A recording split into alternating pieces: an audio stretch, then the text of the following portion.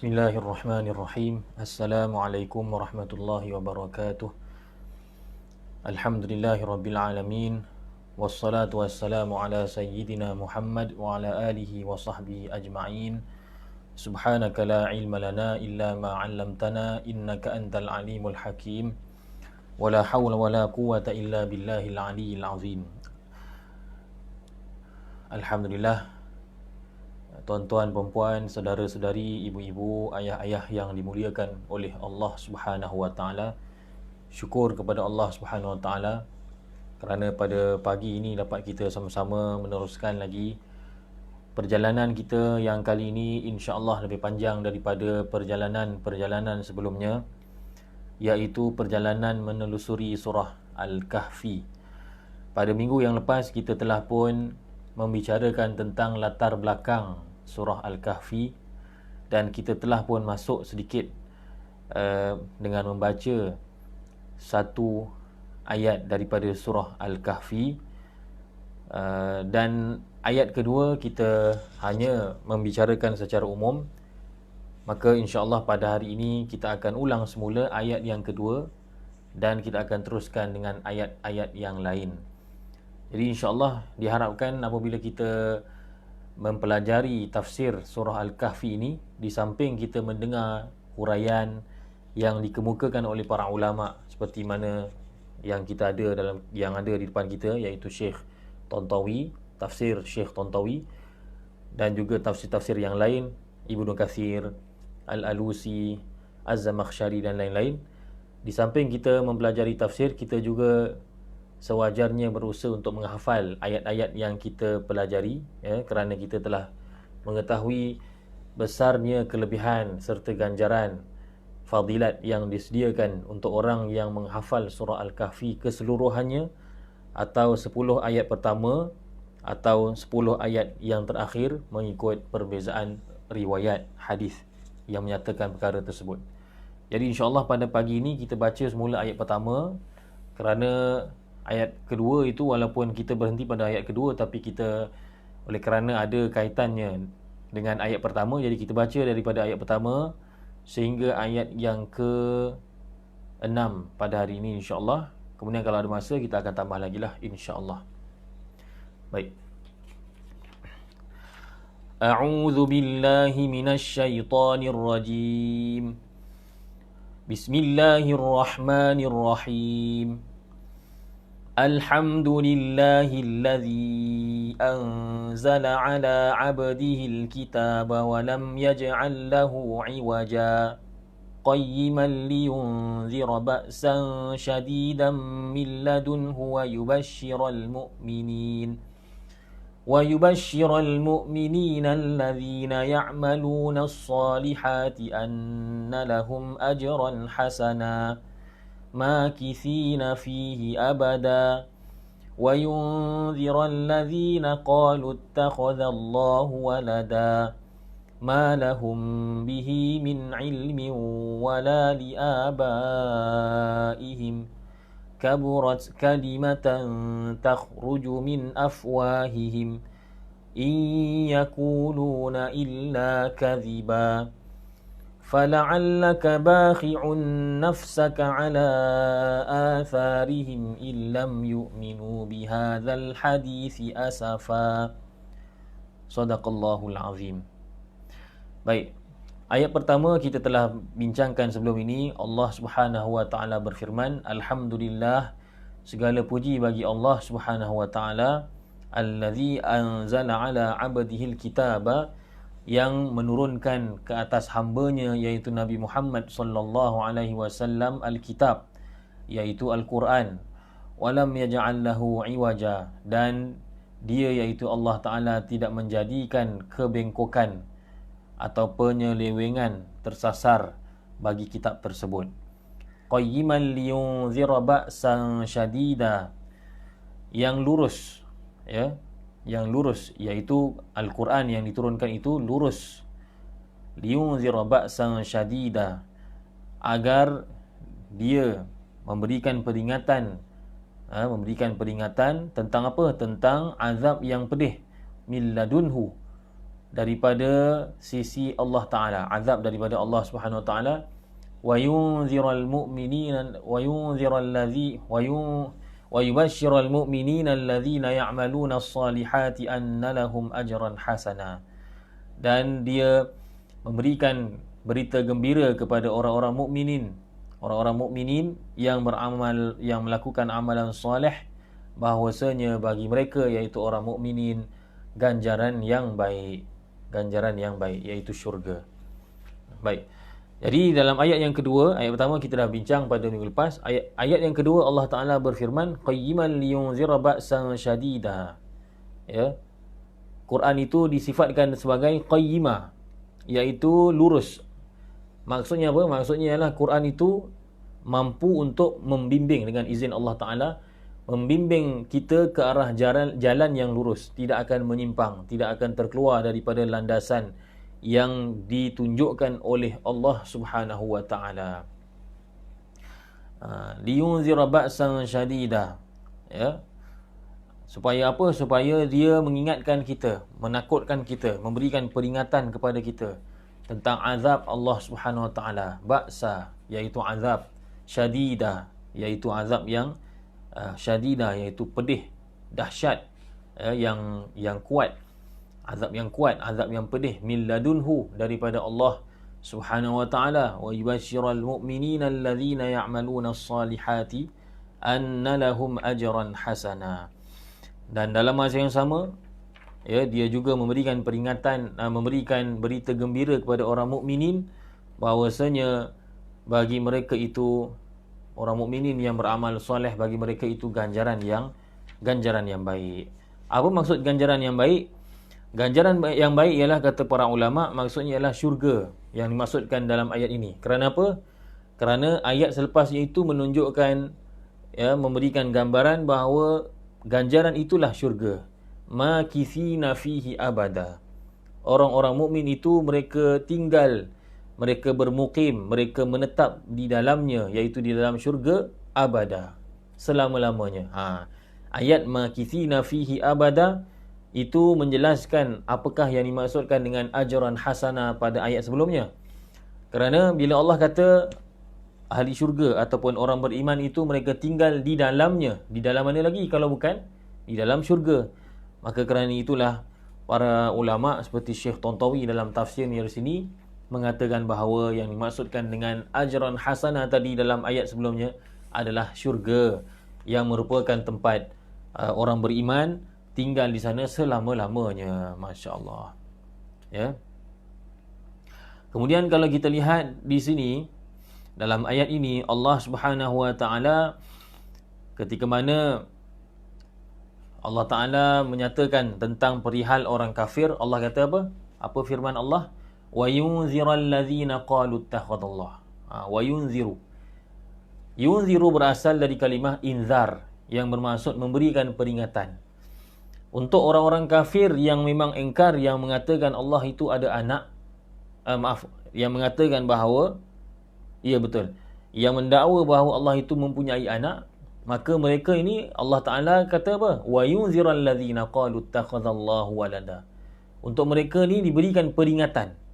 Diberikan peringatan sebab mereka ni kafir. Mereka ni telah melakukan suatu syirik yang besar, menisbahkan anak kepada Allah.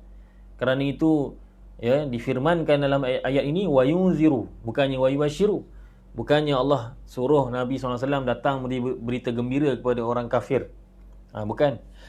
Tapi untuk orang beriman, Allah Subhanahu wa taala menyatakan dalam ayat ini wa yubashiral mu'minin. Orang beriman diberikan berita yang gembira. Kemudian tuan-tuan puan-puan, muslimin muslimat, kalau kita lihat di dalam ayat ini, ya, disebutkan bahawa Allah Taala menyatakan bahawa orang-orang kafir itu apa yang mereka buat? Qalu ittakhadallahu walada. Qalu, mereka mengatakan, ittakhadallahu, Allah telah mengambil walada, anak. Maknanya Allah ada anak. Inilah dakwaan orang-orang kafir, wal iyadzabillah. Mereka mengatakan Allah itu mempunyai anak. Allah itu mempunyai anak. Siapakah yang dimaksudkan dengan orang-orang di sini? siapakah yang dimaksudkan dengan orang-orang yang mengatakan Allah ada anak? Kata Syekh Tantawi rahimahullahu ta'ala, yang dimaksudkan ini ialah 3 golongan. 3 golongan ini mereka menisbahkan anak kepada Allah Ta'ala. Walaupun setiap satu daripada 3 golongan ini, anak yang mereka nisbahkan kepada Allah Ta'ala itu namanya lain-lain. Pertama sekali apa dia? Yahudi. Yahudi. Yang kedua ialah Nasrani. Mungkin ada yang tanya, Ustaz, Nasrani kami tahulah bahawa Nasrani menisbahkan anak, itulah dia Nabi Isa AS. Mereka kata itu adalah anak Allah. Tapi Yahudi apa pula halnya? Allah Ta'ala firmankan, Allah Ta'ala ceritakan dalam surah yang lain, surah At-Taubah ayat 30. Allah kata apa? وَقَالَتِ الْيَهُودُ عُزَيْرٌ ابْنُ اللَّهِ وَقَالَتِ النَّصَارَى الْمَسِيحُ ابْنُ اللَّهِ. Yahudi mengatakan bahawa Uzair itu anak Allah. Di dalam kitab Fadail A'mal oleh Maulana Zakaria Al-Kandahlawi, Syekh Zakaria, Maulana Zakaria mengatakan bahawa orang-orang Yahudi menganggap Uzair itu ialah anak Allah kerana Uzair itu menghafal Taurat. Dan Maulana Zakaria kata ini suatu perkara yang pelik lah. Dia tak kata begitulah, maknanya apa yang difahami daripada kata-kata beliau di dalam Fadail Amal, dalam bab Fadilat Quran, beliau mengatakan ini satu perkara yang tak sama dengan umat kita Nabi SAW, umat Nabi SAW. Sebab di kalangan umat Nabi SAW berapa ramai orang yang menghafal Quran? Ramai. Terlalu ramai. Di Bangi ni saja pun sudah ramai. Di surau tempat saya bertugas itu pun, di surau tempat saya bertugas jadi imam, di situ pun sudah ada ramai orang-orang yang menghafal Al-Quran. Ada, saya boleh sebutkan nama-nama mereka. Sebahagian mereka memang menjadi imam saban tahun ketika tarawih dalam bulan Ramadan, dalam salat tarawih. Dan sebahagian mereka walaupun tak jadi imam tapi hafalannya cukup kuat. Bahkan dalam keluarga saya sendiri pun, adik saya hafal Quran 30 juzuk. Adik saya yang bongsu juga menghafal Quran, masih dalam perjalanan, masih lagi sedang berusaha untuk mengkhatamkannya. Kemudian kakak ipar saya, itu tak termasuk lagi lah dengan sepupu, kawan-kawan lagi. Di kalangan umat Nabi SAW begitu ramai orang yang menghafal Al-Quran, tapi tidak ada pun, Masya Allah, tidak ada pun seorang hafiz Al-Quran yang dikatakan dia anak Allah. Tetapi orang Yahudi bila dia tengok Uzair, Sayyidina Uzair, Nabi juga Sayyidina Uzair, itu menghafal Taurah, maka mereka kata, ini suatu benda yang ajaib, kata mereka. Bagi mereka ini suatu perkara yang ajaib. Lalu mereka mengatakan Uzair ini ialah anak Allah Ta'ala. Ini satu kesalahan. Allah tidak mungkin beranak. Lam yalid wa lam yulad. Allah tidak beranak dan tidak juga diperanakkan. Maknanya tidak dilahirkan. Bukan kelahiran daripada mana-mana zat, mana-mana kuasa, mana-mana pihak. Kemudian Nasrani pula dalam ayat yang tadi kita bacakan dalam surah At-Taubah ayat 30, wa qalatin nasara al-masih ibnullah. Orang-orang Nasara mengatakan Al-Masih iaitu Nabi Isa AS itu ialah anak Allah Ta'ala. Jadi 2 golongan sudah disebutkan. Yang ketiga apa dia? Kata Syekh Tantawi rahimahullah ta'ala, golongan ketiga ialah sebahagian musyrikin Arab. Sebahagian musyrikin Arab, mereka bukan sahaja mensyirikkan Allah dengan penyembahan berhala, bahkan mereka beriktikad, mereka mempercayai, beriman bahawasanya Allah Ta'ala itu mempunyai anak. Allah Ta'ala itu mempunyai anak. Wal'iyadha billah. Maka mereka inilah yang dimaksudkan dengan ayat wa yunzirul ladzina qalu ittakhadallahu walada. Dan dia memberikan peringatan kepada orang-orang yang mengatakan bahawa Allah Ta'ala mempunyai anak. Ma lahum bihi min ilmin wala liabaihim. Tidaklah bagi mereka itu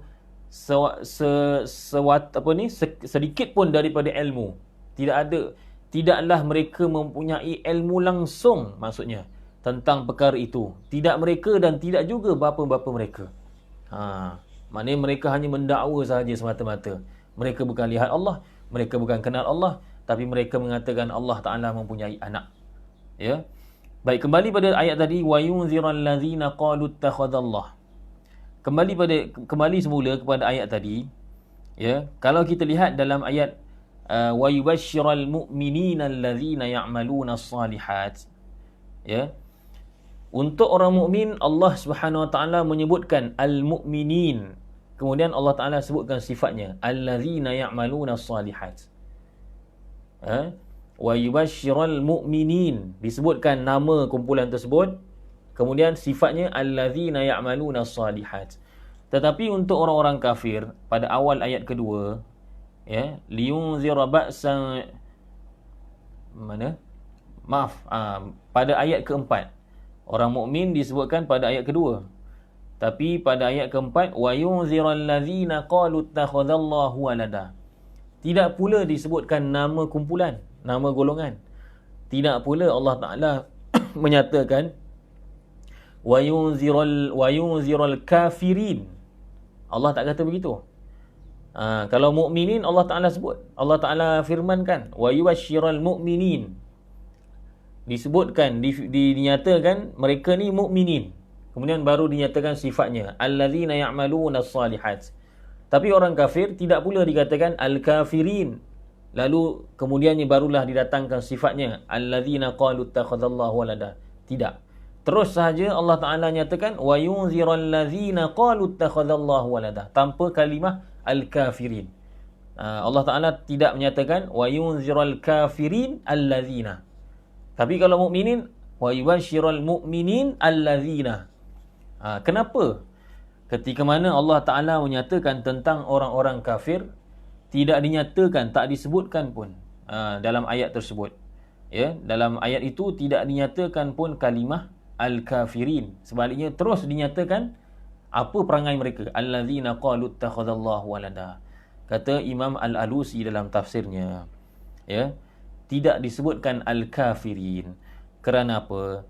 Kerana sifat yang disebutkan selepas allazi itu sudah memadai menunjukkan bahawa itu sudah cukup menunjukkan bahawa hubungan mereka dengan kekufuran itu adalah seburuk-buruk jenis kekufuran.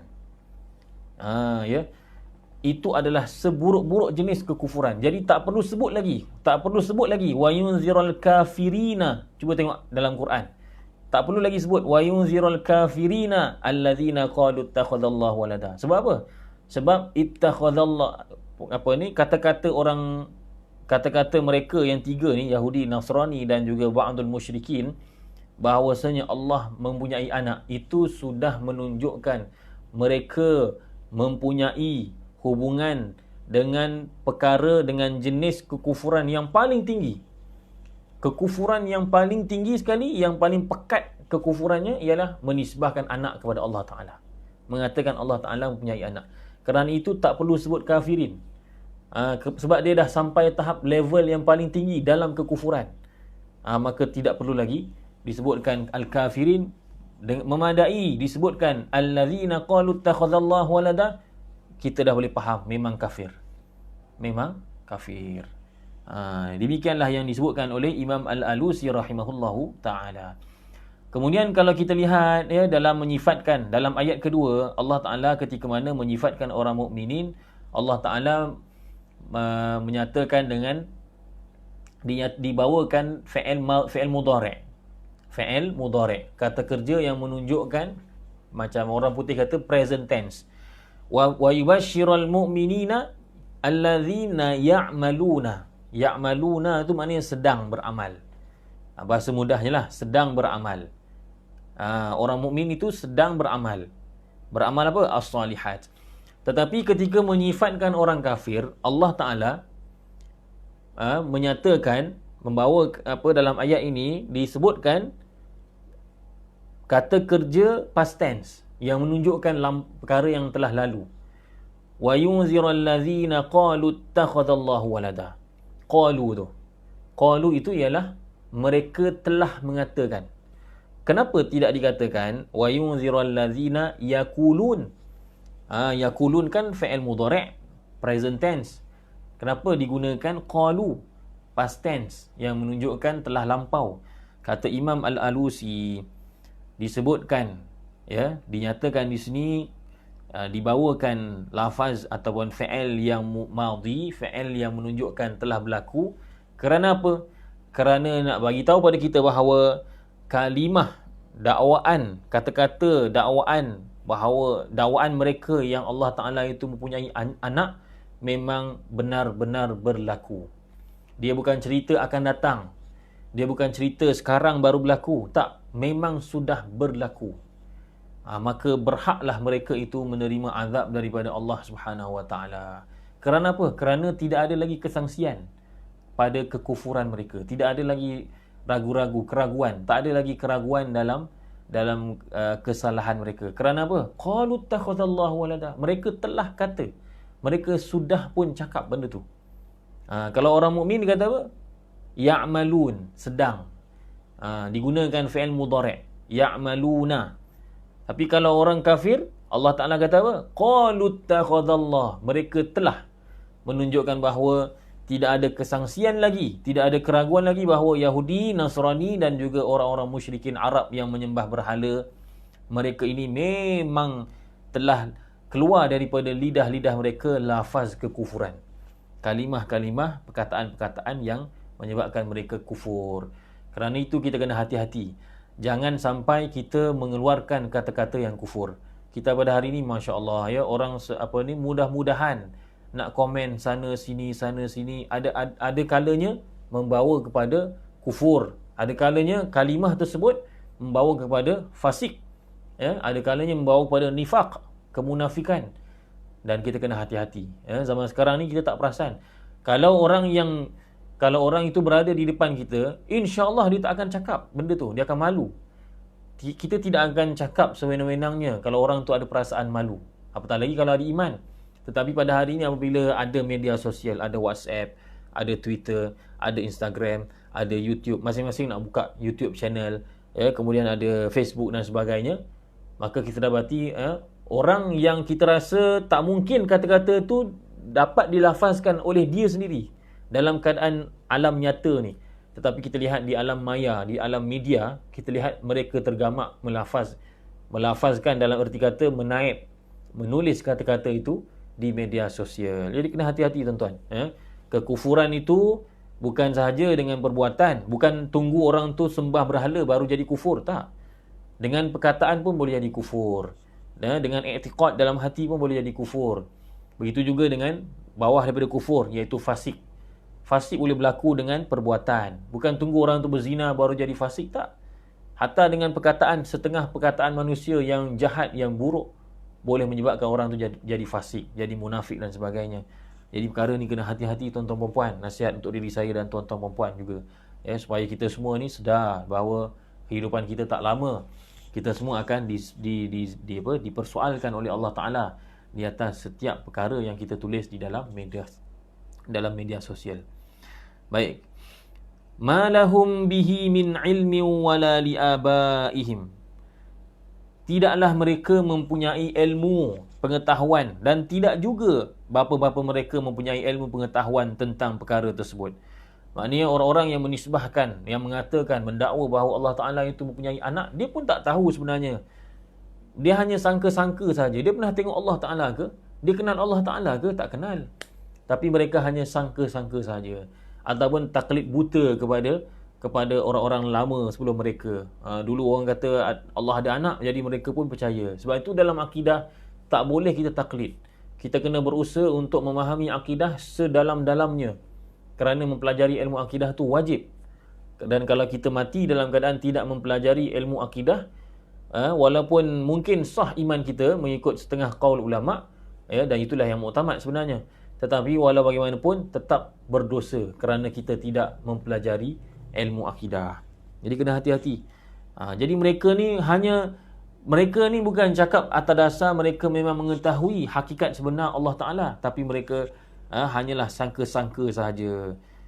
Mereka hanya bersangka-sangkaan kepada Allah Ta'ala sahaja. Mereka kata Allah ada anak.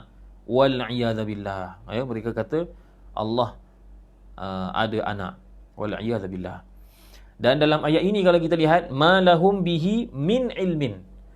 Ada kalimah min. Sebenarnya dalam ayat perbualan biasa, boleh saja kita kata malahum bihi ilmun tanpa ada kalimah min. Jadi mengapa dibawa min di sini? Kita kena faham tuan-tuan puan-puan, bahawasanya dalam Quran ini tidak ada satu kalimah pun yang sia-sia. Semuanya ada fungsi. Ya, apa beza antara malahum bihi min ilmin dengan malahum ilmun? Kalau dalam ayat ada tambahan min, maka kata Syekh Tantawi rahimahullah ta'ala, tujuan ditambah min itu ialah untuk taukid, untuk menegaskan lagi penafian. Ya, untuk menegaskan lagi penafian ilmu daripada mereka. Makna kata seolah-olahnya nak bagi tahu macam ni. Mereka yang mendakwa Allah itu mempunyai anak, mereka itu langsung langsung itu diambil dari kalimah min. Mereka itu langsung sekali-kali sedikit pun tidak ada ilmu langsung berkenaan dengan hakikat sebenar Allah Ta'ala. Mereka tak kenal Allah Subhanahu Wa Ta'ala. Yalah, kita pun orang Islam pun, kita pun tak pernah nampak Allah Ta'ala. Tapi kita kan mengenal Allah Ta'ala melalui apa? Quran dan juga sunnah. Apa yang Quran sebut, apa yang sunnah hadis sebutkan kepada kita tentang sifat Allah, maka kita beriman. Maka dari situ kita akan menafikan apa yang Allah tak kata. Maka kita tak adalah kata Allah itu ada anak. Tapi mereka ini, mereka sudahlah tak ikut Quran sunnah. Bahkan mereka memang tidak ada pengetahuan langsung tentang Allah. Dalam keadaan itu masih mereka tergamak untuk mengatakan Allah itu mempunyai anak. Wal'iyadzubillah. Kemudian Allah Subhanahu Wa Ta'ala berfirman, kaburat kalimatan takhruju min afwahihim in yakuluna illa kadhiba. Kaburat. Apa maksud kaburat? Mereka yang apa yang mereka cakap itu besar. Besarnya pun ataupun apa ni? Begitu besarnya kalimah yang keluar daripada mulut mereka itu. Jadi kalimah kaburat ini dia fi'il. Kata kerja orang Melayu kata. Kata kerja mesti ada yang melakukan kerjanya, mesti ada fa'ilnya. Fa'ilnya di sini tidak ada mahzuf. Ya, ditiadakan, dibuang. Jadi takdirnya apa? Kalau nak letak nak letak fa'ilnya apa? Kata Syekh Tantawi, takdirnya ialah hiya. Kaburat hiya kalimatan. Kalimatan itu menjadi tamyiz. Ini bagi orang yang pelajari bahasa Arab, saya bagi maklumat tambahan. Ya, tapi kalau kita tak tahu bahasa Arab, tak apa. Kaburat kalimatan takhruju min afwahihim. Allah kata begitu besar kalimah yang keluar daripada mulut-mulut mereka. Besar tu nak kata apa sebenarnya? Apa yang dimaksudkan dengan besar? Maksudnya apa? Maksudnya begitu buruk. Besar tu artinya besar dalam erti kata buruk yang melampau. Bukan besar positif. Besar dalam erti kata buruk yang melampau. Seperti mana kata Syekh Tantawi rahimahullah ta'ala. Jadi bolehlah kita terjemahkan ayat kaburat kalimatan takhruju min afwahihim. Kita boleh terjemahkan setelah mengambil kira makna tersirat. Maksud ayat ini ialah begitu buruk, begitu keji, begitu jelek kalimah yang keluar daripada mulut-mulut mereka. Ya. Ya Allah. Kata Az-Zamakhsyari dalam tafsirnya Al-Kasyaf, ada juga dibaca, maknanya mungkin qiraat lain baca kaburat kalimatun. Kaburat kalimatun boleh juga. Jadi kalau kalimatun, maknanya kalimatun tu jadi fa'il. Tetapi kata Az-Zamakhsyari, ya, kalau dibaca kaburat kalimatan menjadi tamyiz, itu lebih tinggi, lebih kuat, ya, nilai balaghahnya. Kerana apa? Kerana di dalamnya itu ada makna ta'ajub. Kalau kita nak tafsirkan, mungkin kita boleh kata kaburat kalimatan takhruju min afwahihim, maksudnya alangkah peliknya. Tambah perkataan pelik. Alangkah peliknya, betapa buruk, betapa jelek, betapa buruk, kejinya kata-kata mereka, kata-kata yang keluar daripada mulut mereka. Apa dia kata-kata? Iaitu kata-kata tadilah yang mengatakan bahawa Allah itu mempunyai anak. Wal iyad billah. In yaquluna illa kadhiba. In yaquluna illa kadhiba. Allah Ta'ala terus sahaja menafikan, menolak kata-kata mereka. In di sini bermaksud tidak. Kita jangan kita hanya tahu in tu maksudnya ialah jika. In juga membawa maksud tidak. Ya. In huwa illa wahyu yuha. Kan? Yang biasa kita dengar ustaz-ustaz kita sebut kan. Wa ma yantiqu 'anil hawa in huwa illa wahyu yuha. Tidaklah Nabi sallallahu alaihi wasallam itu bercakap dengan hawa nafsunya, in huwa, tidaklah ia, iaitu kata-kata tersebut, illa wahyu yuha, melainkan wahyu yang diwahyukan kepada Nabi Muhammad sallallahu alaihi wasallam. Jadi dalam ayat ini, setelah Allah Taala mengatakan ya betapa buruknya kata-kata orang-orang kafir yang tiga golongan tadi tu, ya, terus hanya Allah Taala menafikan, menolak dakwaan mereka. Lalu firman Allah Taala, iyaquluna illa kadhiba, tidaklah mereka mengatakan melainkan dusta. Ini lebih tinggi maknanya berbanding kalau Allah kata yaquluna kadhiba, mereka mengatakan dusta. Ini ayat biasa, tapi bila dikatakan tidaklah mereka mengatakan melainkan dusta, bermakna apa? Tak ada satu pun nisbah sahih pada kata-kata mereka. Memang 100% tipu, 100% bohong, 100% salah. In yaquluna illa kadhiba. Kemudian Allah Subhanahu wa taala menggambarkan bagaimana keadaan Nabi sallallahu alaihi wasallam yang telah bersusah payah, telah berkorban segala-galanya, bermujahadah fi sabilillah, semata-mata untuk menyampaikan agama Islam, akidah tauhid kepada umat, tetapi umat tak menerimanya pada awal-awal. Nabi sallallahu alaihi wasallam begitu sedih. Maka Allah nak gambarkan kepada kita supaya kita ni faham keadaan tersebut. Kita tak nampak Nabi sallallahu alaihi wasallam, tapi kita ada Quran. Maka Allah Taala letakkan hal keadaan Nabi sallallahu alaihi wasallam, penceritaan tentang keadaan Nabi sallallahu alaihi wasallam di dalam Quran. Supaya apa? Supaya diulang-ulang, dibaca, supaya kita sentiasa ingat yang Nabi sallallahu alaihi wasallam begitu bersusah payah, begitu banyak pengorbanan Nabi sallallahu alaihi wasallam, dan begitu sayangnya Nabi sallallahu alaihi wasallam pada kita, semata-mata untuk melihat kita mendapat hidayah. Maka apa yang digambarkan oleh Allah Taala terhadap Nabi sallallahu alaihi wasallam? فَلَعَلَّكَ بَاخِعٌ نَفْسَكَ عَلَى آثَارِهِمْ إِن لَّمْ يُؤْمِنُوا بِهَذَا الْحَدِيثِ أَسَفًا. Maka mungkin kamu wahai Muhammad sallallahu alaihi wasallam, ya, ingin mencelakakan diri kamu. Allahu akbar. Tengok bagaimana Allah menggambarkan betapa sedihnya Nabi sallallahu alaihi wasallam. Maka mungkin kamu wahai Muhammad sallallahu alaihi wasallam ingin mencelakakan, ingin menjerumuskan diri kamu dalam kecelakaan. Maknanya ingin menyebabkan mati diri kamu. Ala atharihim, ya, semata-mata apa? Kerana bersedih setelah mereka berpaling. Illam yu'minu bihadzal hadits asafa. Sekiranya mereka, iaitu umat kamu wahai Muhammad sallallahu alaihi wasallam, tidak beriman dengan keterangan ini, iaitu Al-Quran. Tengok Allah nak gambarkan betapa Nabi sallallahu alaihi wasallam, betapa Nabi sallallahu alaihi wasallam berkeinginan untuk melihat kita ini menerima ajaran Quran, sehingga Allah kata, wahai Muhammad, mungkin kamu akan binasakan diri kamu sekiranya mereka ni tak beriman, sekiranya umat kamu tak menerima ajaran Al-Quran. Ya Allah. Jadi kalimah la'alla ini boleh ditafsirkan dengan dua tafsiran. Apa yang kita sebutkan tadi, la'alla mungkin itu kalau mengikut satu tafsiran lah, ya. Jadi kalau mengikut satu tafsiran, seperti mana imam tafsir yang dikemukakan oleh Imam Abu Hayyan, kata beliau la'alla itu maksudnya ialah lil isfaqi alaihi sallallahu alaihi wasallam. La'alla itu, kalimah la'alla itu ialah menunjukkan Allah Taala, ya, menunjukkan Allah Subhanahu wa taala simpati kepada Nabi sallallahu alaihi wasallam, kesian pada Nabi sallallahu alaihi wasallam.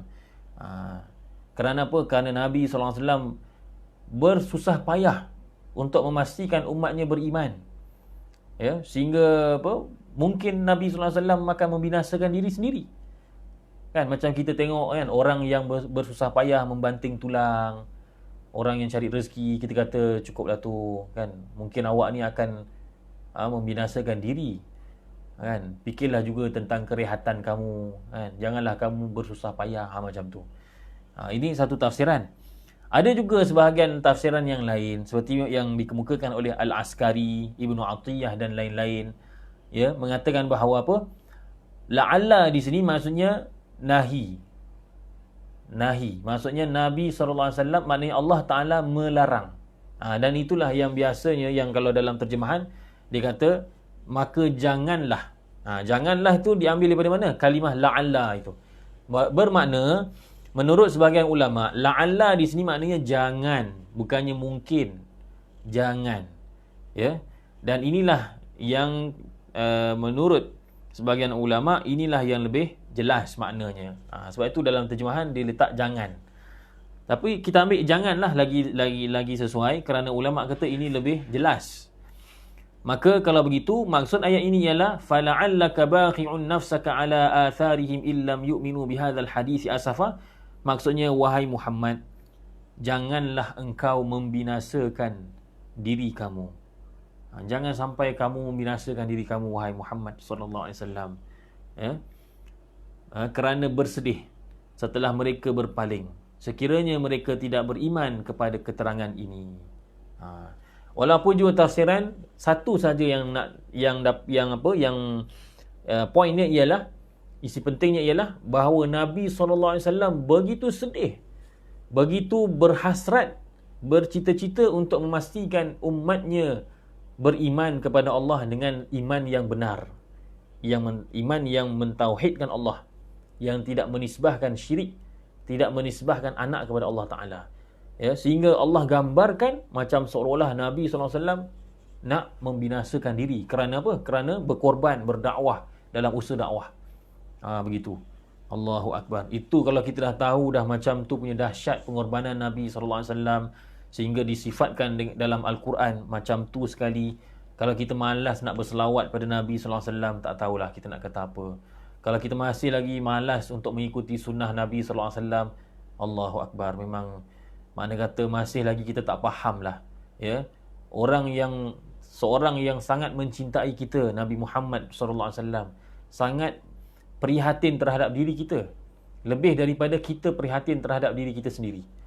Maka orang itu, insan itu layak kita terima kasih pada dia, layak kita ikut dia, layak kita sanjung dia, puji dia. Itulah dia Nabi Muhammad sallallahu alaihi wasallam.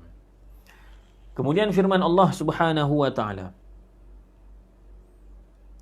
Sebelum tu ada ulama tafsir, masya-Allah, ya, membincangkan kalimah baghi'. Baghi' tadi kita telah terangkan sekali lalu, maksudnya ialah membinasakan. Kalau kita nak tahu makna asal baghi' itu, asalnya daripada kalimah al-bikha'. Al-bikha' ni apa dia? Al-bikha' itu ialah satu urat yang ada di leher kita, yang ada di tengkuk kita. Dan al-bikha' itu, urat al-bikha' itu, dia tidak akan dicapai melainkan sekiranya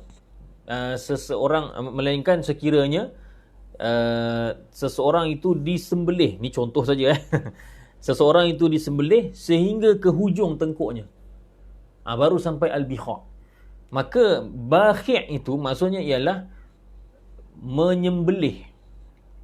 Menyembelih maknanya nak gambarkan betapa sedihnya Nabi SAW, seolah-olah Nabi SAW itu makna kata, ya, bersusah payah, bermati-matian sehingga tahap macam seolah-olah menyembelih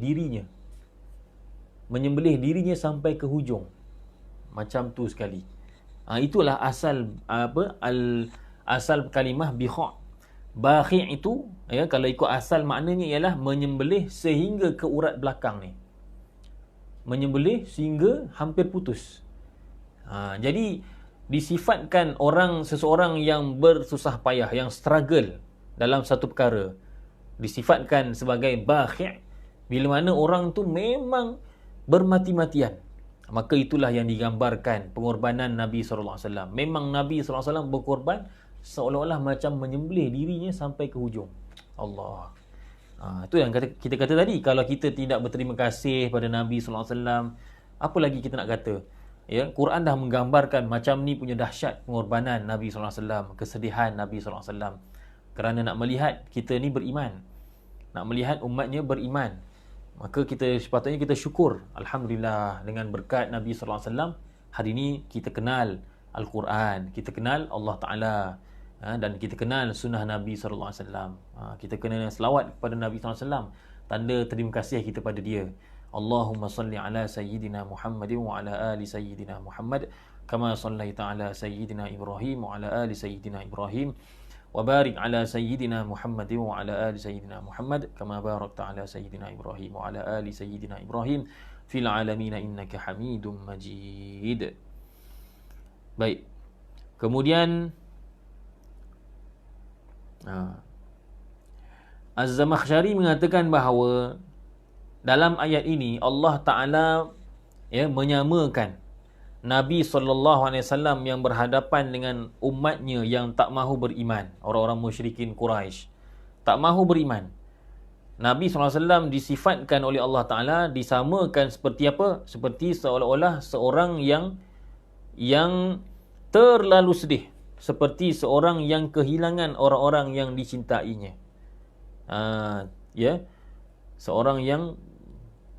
Seorang yang kehilangan orang yang dicintainya. Allahu Akbar. Okey, tak apa. Kemudian pergi pada ayat seterusnya, Allah Subhanahu Wa Taala berfirman pada ayat yang ke-7. Ayat ke-7 ini nak memberikan ketenangan pada Nabi sallallahu alaihi wasallam. Nak menenangkan hati Nabi sallallahu alaihi wasallam supaya jangan bersedih.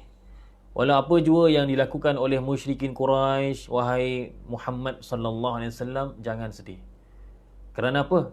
Kerana dunia itu sementara. Dunia itu sementara.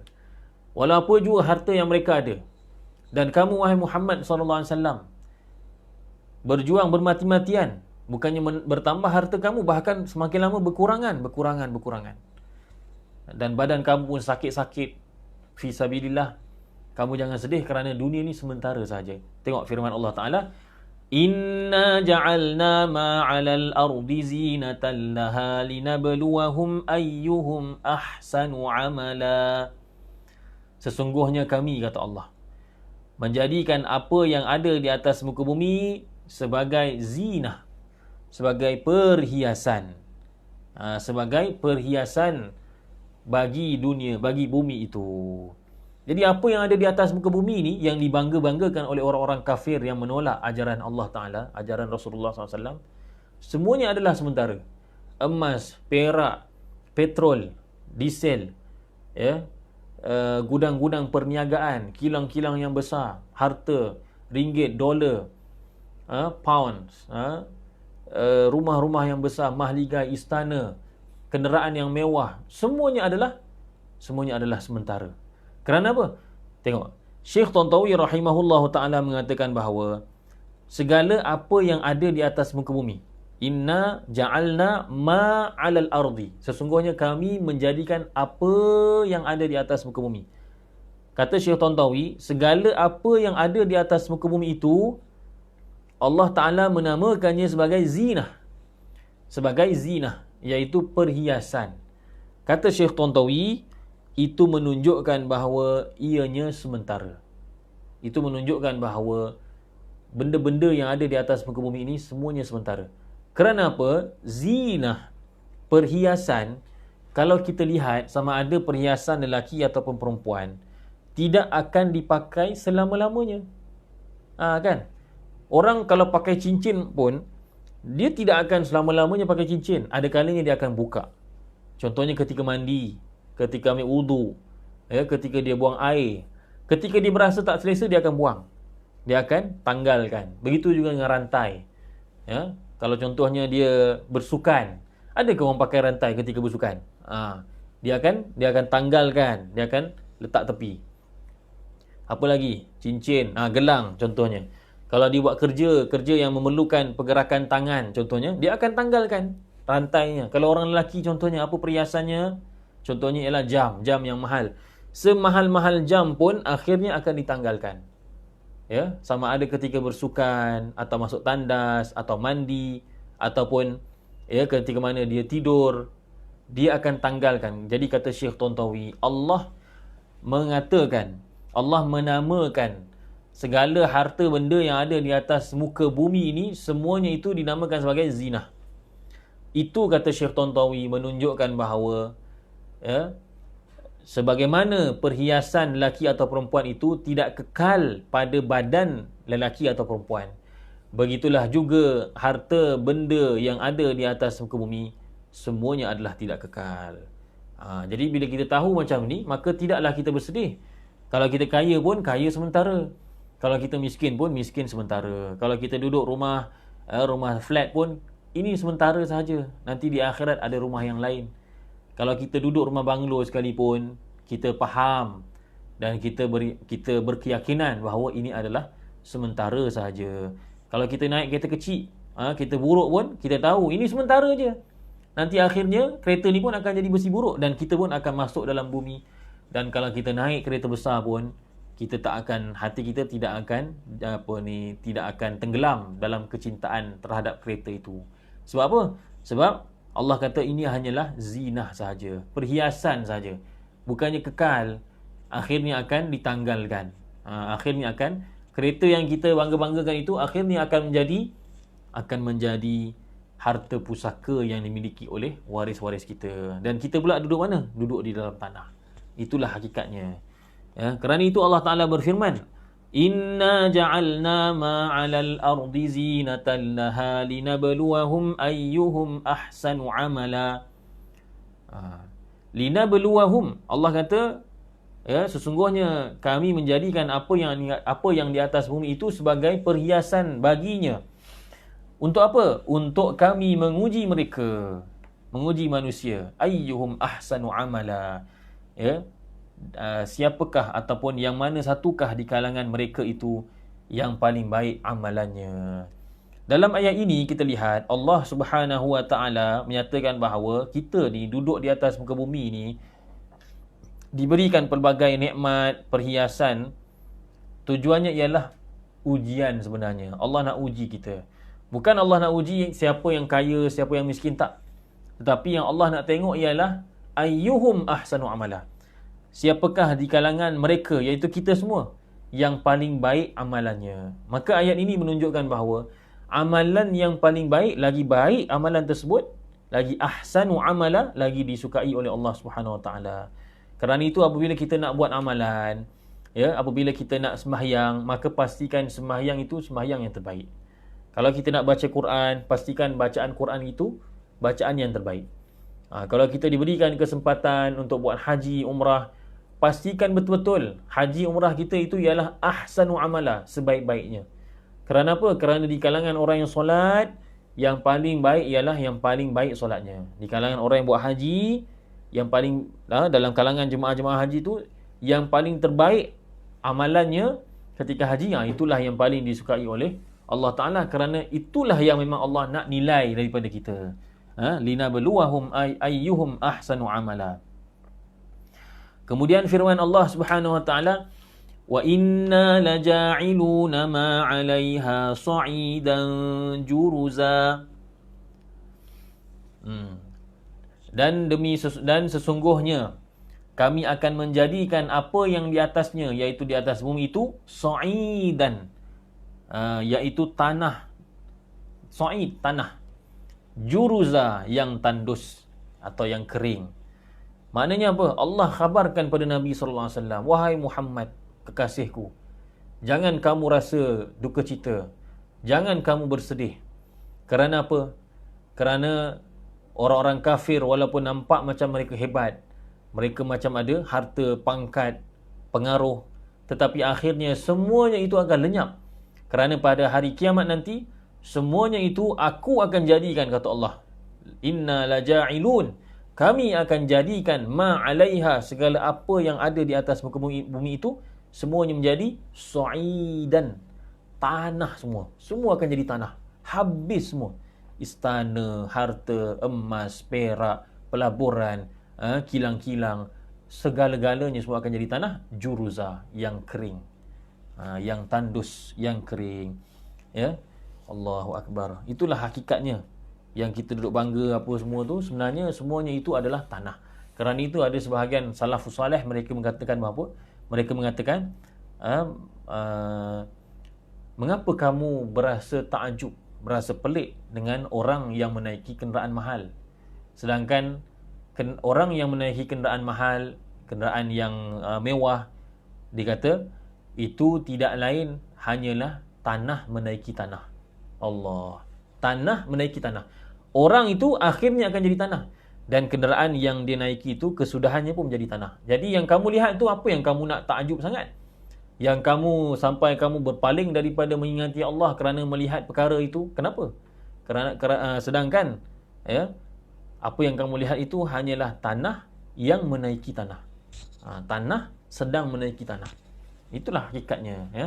Kita cerita ni bukanlah makna kata maknanya kita tak payah berusaha, tak payah jadi kaya, tak. Ini kita cerita dari segi hakikat. Hakikat kehidupan kita inilah kesudahannya, semuanya akan menjadi tanah. Dan kita cakap ni supaya apa? Supaya kecintaan pada dunia itu akan keluar daripada hati kita. Tapi kita tetap bekerja, berusaha, beli rumah, beli tanah, beli kebun, beli kereta dan sebagainya. Tetapi jangan sampai benda tu masuk dalam hati kita. Dunia kalau sudah masuk dalam hati kita, maka samalah seperti mana air telah masuk dalam kapal. Kapal dia tidak boleh berlayar. Kapal tak boleh bergerak kalau tidak ada air. Mana ada kapal berjalan atas daratan? Kapal memang tempatnya ialah di atas air. Tetapi saat di mana kapal itu bocor, masuk air daripada rekahan tersebut, maka itulah saat ketika mana kapal itu karam. Bermulalah kebinasaan kapal tersebut. Macam itulah manusia. Manusia, dia nak sembahyang, dia nak pergi haji, nak bayar zakat, mana boleh nak buat apa-apa ibadat. Tak boleh kita nak lakukan ibadat, melainkan kalau kita ni menggunakan dunia. Dunia itu ibarat lautan. Kita nak berjalan atas muka bumi ni sebagai hamba Allah, memang kita kena ada dunia lah. Kena adalah sikit dunia. Tetapi apabila dunia itu sudah masuk dalam hati kita ni bocor, hati kita ni retak. Dunia masuk dalam hati kita, maka habislah kita, karamlah kita. Jadi yang terbaik ialah tangan kita bekerja, berusaha, menggunakan segala nikmat harta yang Allah bagi, tetapi hati kita sentiasa kena jaga, jangan sampai dimasuki oleh kecintaan pada dunia. Dalam satu hadis dibawakan oleh Syekh Tantawi dalam tafsirnya, hadis berkenaan dengan dunia, sabda Nabi SAW, "Inna dunya hulwatun khadirah." Sesungguhnya dunia itu manis dan hijau. Maknanya, apa maksud hijau? Maksudnya menarik.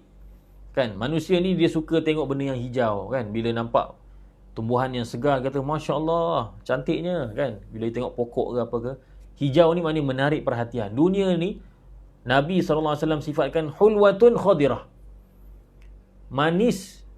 Bila manis ni maknanya rasa kelazatan dunia tu. Bila kita naik kenderaan, oh sedapnya. Bila kita duduk dalam rumah yang selesa, oh bestnya. Rasa kelazatan tu. Dan khadirah, kalau kita tak dapat pun, mata kita yang melihat dunia ni pun akan rasa tertarik. Wa innallaha mustakhlifukum fiha. Dan Allah Subhanahu wa taala menjadikan kamu khalifah di dalam dunia. Fanazirun kaifa ta'malun. Lalu Allah Taala nak tengok bagaimana kamu beramal. Jadi Allah Taala memang jadikan kita ni khalifah. Memang nak bagi kita guna dunia ni, tetapi Allah nak tengok bagaimana amalan kita. Bertambah tak amalan bila bertambah harta? Bertambah tak amalan apabila naik pangkat? Bertambah tak zikir kita kepada Allah Ta'ala apabila kita dapat nikmat yang lebih daripada orang lain? Itu yang Allah nak tengok. Lalu kata Nabi SAW, wattaqud dunya wattaqun nisa. Dan takutilah fitnah dunia dan takutilah fitnah wanita. Fa inna awwala fitnati bani Israila kanat fin nisa. Maka sesungguhnya fitnah yang pertama di dalam Bani Israel ialah fitnah wanita. Betul. Berapa ramai orang yang mana ujian lain semua dia lepas. Ujian dari segi harta, okey, dia lulus. Ujian dari sudut tohmahan, lulus. Tapi bila masuk ujian berkenaan dengan wanita, gagal. Ramai, Kita tak kata siapa-siapa, kita cerita secara umum, kerana itu adalah maksud hadis ini. Nabi SAW beritahu, fitnah pertama yang berlaku di kalangan Bani Israel yang menyebabkan mereka ni gagal, maksudnya ialah fitnah wanita. apabila mereka terjerumus ke arah maksiat bersama dengan wanita, iaitu wanita yang bukan halal bagi dia, maka terperangkaplah dia di dalam fitnah wanita. Wanita tak salah, wanita siapa yang solehah maka solehah, siapa yang jahat maka jahat. Wanita macam lelaki lah, ada yang baik, ada yang jahat. Yang masalahnya yang dikatakan fitnah wanita itu ialah lelaki yang gagal mengawal dirinya disebabkan tertarik pada wanita. Itulah fitnah wanita. Wal'iyadzubillah. Kita ni cakap memanglah sedap lah kan. Kita belum diuji, tapi itulah. Kita kena cakap juga walaupun kita tak tahu lagi keadaan kita, tapi kita kena sentiasa cakap. Pertamanya ialah untuk sedarkan diri kita. Yang keduanya ialah untuk dakwah kepada orang lain. Memang kita kena sebut tentang perkara ni, supaya kita masing-masing di antara kita ni saling jaga menjagai, insya-Allah. Baik, kemudian Allah Subhanahu wa taala, surah Al-Kahfi yang Allah Taala firmankan ini masuk pula, masuk satu lagi kisah dalam surah Al-Kahfi. Kan kita dah bagi tahu bahawa surah Al-Kahfi ni banyak cerita, banyak kisah. Maka kisah pertama sekali yang Nabi SAW yang Allah Taala nyatakan dalam surah Al-Kahfi ialah kisah Ashabul Kahfi. Maka kerana itulah dinamakan surah ini sebagai surah Al-Kahfi. Firman Allah Subhanahu wa taala, Am hasibta anna ashabal kahfi war-raqim kanu min ayatina ajaba. Allah kata, adakah engkau mengira bahawa orang yang tinggal di gua, orang-orang yang tinggal di gua, iaitu Ashabul Kahfi itu, dan yang mempunyai dan juga Ar-Raqim. Ar-Raqim nanti akan diterangkan maksud Raqim. Adakah kamu menyangka Ashabul Kahfi dan Ar-Raqim itu termasuk tanda-tanda kebesaran kami yang menakjubkan? Allah Taala tanya pada kita. Jadi kata Imam Ar-Razi, pertanyaan ini maksudnya apa? Pertanyaan ini sebenarnya pertanyaan yang menunjukkan Allah Ta'ala menolak dakwaan ataupun nak menyangkal dakwaan orang yang mengatakan bahawa perkara ni pelik, tak masuk akal. Seolah-olah, kata Imam Ar-Razi, Allah nak bagi tahu bahawa Allah nak bagi tahu bahawa ada satu kumpulan manusia yang mereka rasa pelik dengan kisah Ashabul Kahfi. Dan lalu mereka tanya pada Nabi SAW. Maka Allah Ta'ala jawabkan kepada Nabi, maknanya Allah Ta'ala katakan kepada mereka, adakah kamu rasa pelik tentang Ashabul Kahfi dan juga Ar-Raqim? Tak perlu kamu rasa pelik. Kerana apa? Kerana Allah yang menciptakan langit dan bumi. Maka lebih-lebih lagi lah dia sangat mampu untuk menjadikan sebahagian manusia dapat hidup selama 300 tahun atau lebih lagi dalam keadaan tidur. Ini kata-kata Imam Ar-Razi rahimahullah ta'ala. Memang betul pun kalau kita lihat ayat-ayat sebelum kisah Ashabul Kahfi ini kan menyatakan pada kita bahawasanya Allah menciptakan segala apa yang ada di dunia dan segala apa yang ada di atas muka bumi ini. Jadi Allah yang mampu menciptakan segala apa yang ada di atas muka bumi ini, gunung ganang apa semua, maka sepatutnya kita lebih yakin, kita maknanya kata kita tidak ada masalah untuk menerima kisah Ashabul Kahfi. Kerana itu Allah kata, apakah kamu rasa pelik? Sepatutnya kamu tak rasa pelik dengan kisah Ashabul Kahfi dan juga Ar-Raqim. Kerana tadi kan aku dah cerita pada kamu bahawa aku telah menjadikan segala apa yang ada di atas muka bumi itu sebagai perhiasan. Kalau itu aku mampu buat, maka apalah sangat untuk aku menjadikan Ashabul Kahfi ini memang benar-benar hidup dalam keadaan begitu, 300 tahun atau lebih dalam keadaan begitu, dalam keadaan tidur. Baik, kisah Ashabul Kahfi yang ada dalam surah Al-Kahfi ini mempunyai sebab nuzul, sebab turunnya kisah ini. Jadi kisah ini ada latar belakang ceritanya. Mengapa tiba-tiba kisah ini diwahyukan kepada Nabi SAW. Dan ceritanya agak panjang lah. Maka oleh kerana itu, saya akan cerita pada minggu depan. Cuma mungkin ada yang bertanya tadi kan, Ar-Raqim. Yang ni saya kena sebut lah. Ar-Raqim ini, Allah Ta'ala mengatakan, Allah Ta'ala berfirman dalam ayat tadi, am hasibta anna ashabal kahfi war raqim kanu min ayatina ajaba. Adakah kamu menyangka bahawasanya ashabul kahfi dan raqim itu adalah termasuk di kalangan tanda-tanda kekuasaan kami yang pelik? Jadi tadi kita sebutkan ar-raqim akan ditafsirkan. Jadi sekarang ni saya bagi tahu. Menurut Syekh Tantawi rahimahullahu taala, ada beberapa pandangan dalam menafsirkan maksud raqim. Ada ulama mengatakan bahawa raqim itu ialah nama anjing. Nama anjing yang sama-sama ikut ashabul kahfi tidur di dalam gua. Tapi dia tak tidur dalam gua lah. Dia berkawal di depan pintu gua. Dia melabuhkan, meletakkan tangannya macam kita tengok anjing duduk kan. Dan dia melihat ke arah luar. Supaya apa? Supaya tidak ada orang luar yang mendekati gua tadi. Supaya ashabul kahfi tadi tidak terganggu tidurnya. Jadi ada pendapat mengatakan bahawa ar-raqim itu ialah nama bagi anjing tersebut. Ada juga ulama yang mengatakan bahawa ar-raqim itu ialah nama bukit atau nama lembah yang padanya itu terdapat gua tersebut.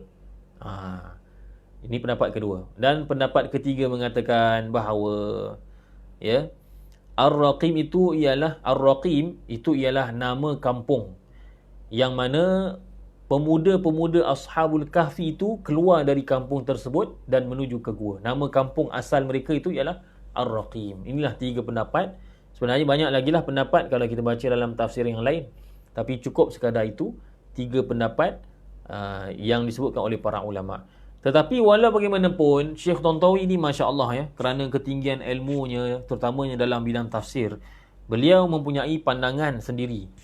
Pandangan ini mungkin ada juga ulama sebelumnya yang berpandangan begitu. Tetapi dalam kitab ini, beliau mengemukakan pandangan yang tepat pada ijtihad beliau. Syekh Tantawi mengatakan, ar-raqim itu bermaksud papan tulis, yang mana di atas papan itu tertulis nama-nama mereka, nasab-nasab keturunan mereka dan juga kisah-kisah mereka. Kerana apa? Kerana ar-raqim itu berasal daripada kalimah raqama. Raqama itu apa dia? Kataba. Maksudnya tulis. Raqim itu bermaksud markum. Maka markum itu bermaksud maktub. Maka raqim itu ringkasnya bermaksud, kalau mengikut Syekh Tantawi, raqim yang disebutkan dalam ayat ini ialah maksudnya papan, sebuah papan, sekeping papan yang padanya itu tertulis nama-nama ashabul kahfi, nasab-nasab keturunan mereka dan juga kisah mereka tercatat pada papan tersebut. Papan tu di mana? Jangan tanyalah, saya tak tahu, itu kena tanya ahli sejarah. Dan inilah maksud raqim yang dikemukakan oleh Syekh Tantawi rahimahullah taala. Jadi insya-Allah kita akan sambung lagi penceritaan tentang kisah ashabul kahfi menerusi surah al-kahfi sendiri, menerusi juga kitab-kitab tafsir yang muktabar seperti tafsir Tantawi dan sebagainya. Mudah-mudahan dapat kita mengambil pengajaran apa yang kita pelajari pada hari ini, dan kita terjemahkannya dalam bentuk amalan serta kita sampaikan pengajaran tersebut kepada orang lain. Terima kasih banyak-banyak kepada tuan-tuan perempuan, pada ayah-ayah, ibu-ibu yang istiqamah, yang sentiasa memberikan komitmen untuk mengikuti kuliah tafsir ini. Saya begitu menghargainya. Sekiranya ada komentar dan sebagainya, boleh tulis di ruangan komen. InsyaAllah semoga bertemu lagi pada minggu akan datang. Wassalamualaikum warahmatullahi wabarakatuh.